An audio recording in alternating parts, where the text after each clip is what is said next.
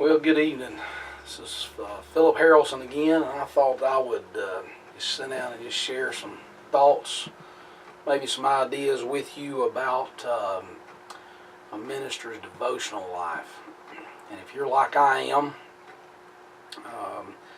you realize that that's a very crucial part of a pastor's job, minister's job, whether you're in the role of a pastor or associate pastor, youth pastor, evangelist, or Bible teacher, even a Bible college instructor, or even a seminary professor. You realize that one of the most crucial things about our lives is our devotional life and what's going on the inside, the heart and the soul of that preacher. And we have to work constantly at a variety of different ways, and as you progress on in ministry, especially as the years start to stack up, sometimes that can be a little bit of a challenge. And I'd like to talk to you about one area that has been very, very beneficial for me.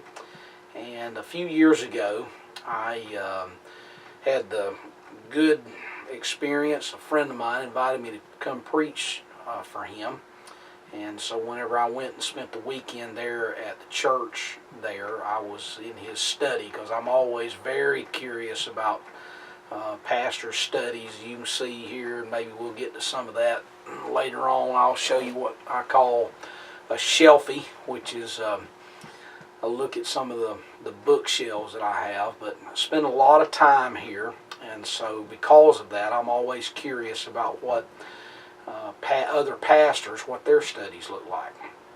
And so I was sitting at his desk, and I looked over, and there was a pen, odd looking pen, but what really caught my attention, there was a bottle of ink that was next to that, and it was a fountain pen.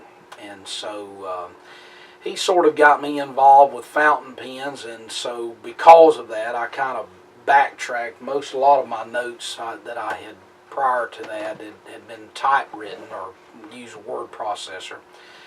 And so I started getting into the world of fountain pens, which is a very unique experience. Well, as you start working with fountain pens, it kind of opens you up as well to a variety of different journals. And so what I started doing, one of the reasons that I started doing this was my handwriting had really deteriorated. It still is not the greatest in the world, but it's better than what it used to be. And so I sat down with the various journals, and I started journaling, and I started copying scripture.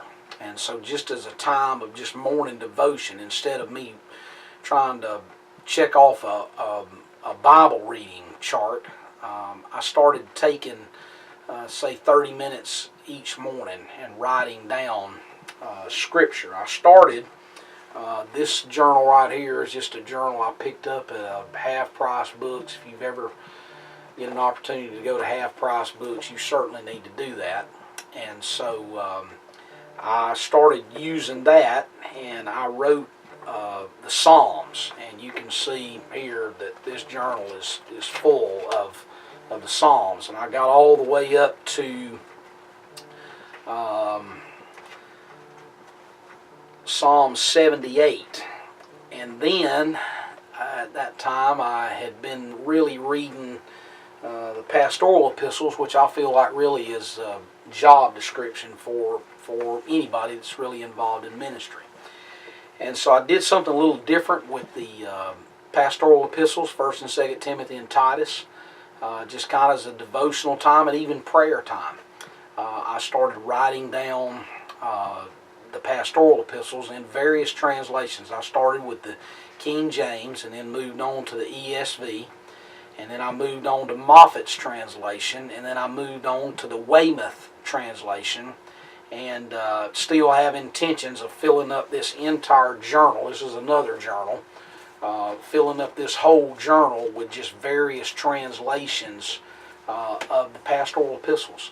And I cannot tell you how many, just a positive experience it was for me as a minister to write down Scripture.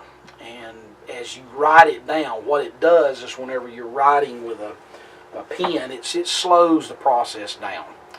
And instead of you copying and pasting out of a word processor or a Bible program, what you're doing is you're slowing the process down by handwriting. And I feel like that what that did for me certainly was it just added just a new love for Scripture.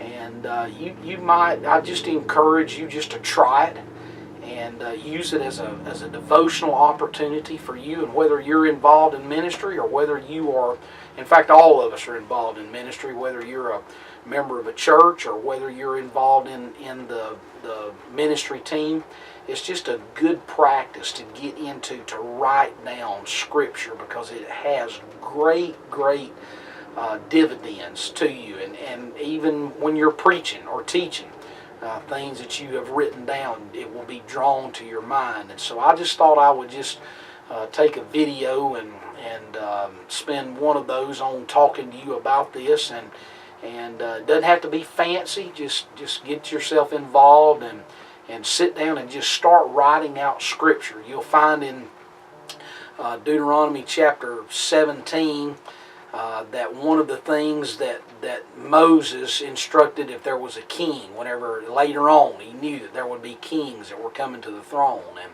one of the things that they were to do was to sit down and handwrite their own copy so that it would be with them for the rest of their lives. And I just encourage you as a minister to take you a journal and just start writing your way through Scripture, because it's going to be a very rich spiritual experience for you. Well, thanks again for watching these videos. I hope they are some blessing to you, and I pray that the Lord would touch your ministry and empower you to do His will as you serve the church. The Lord bless you.